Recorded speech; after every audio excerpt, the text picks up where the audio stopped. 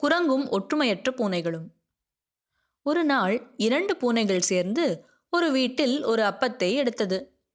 அந்த அப்பத்தை இரண்டாக பிரிக்கும்போது ஒரு பூனை அப்பம் சரிசமமாக பிரிக்கப்பட வேண்டும் என்று மற்ற பூனையுடன் சண்டையிட ஆரம்பித்தது.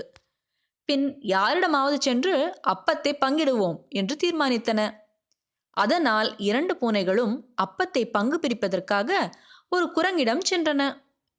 குரங்கும் அப்பத்தை சமமாக பிரிக்க ஒரு தராசில் அப்பத்தை இரண்டாக வெட்டி ஒவ்வொரு தட்டிலும் ஒவ்வொரு துண்டை வைத்து நிறுத்தி பார்த்தது. தராசின் ஒரு தட்டு கீழே தாழ்ந்தது.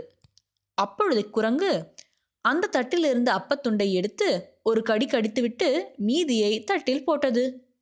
இப்பொழுது மற்ற தட்டு கீழே தாழ்ந்தது. அந்த தட்டில் இருந்த அப்பத்தையும் குரங்கு எடுத்து கடித்துவிட்டு தட்டில் போட்டது. இப்படியே தட்டுகள் மாறி மாறி தாழ்ந்தன. குரங்கும் மாறி மாறி அப்பத்துண்டுகளை கடித்து சாப்பிட்டு கொண்டே இருந்தது. அப்பம் குறைவதை பார்த்த பூனைகள் தங்கள் தவறை உணர்ந்து பங்கு பிரிக்க வேண்டாம், நாங்களே பார்த்து கொள்கிறோம் என்று மீதமுள்ள அப்பத்தை தரும்படி கேட்டன. ஆனால் குரங்கு மீதமுள்ள அப்பம் தான் இதுவரை செய்த வேலைக்கு கூலி என்று சொல்லிவிட்டு அதையும் வாயில் போட்டுக்கொண்டது. ஒற்றுமையற்ற பூனைகள் ஏமாந்து கவலையுடன் திரும்பிச் சென்றன. நீதி: விட்டு கொடுத்து வாழ்ந்தால் பல நஷ்டங்களை தவிர்க்கலாம்.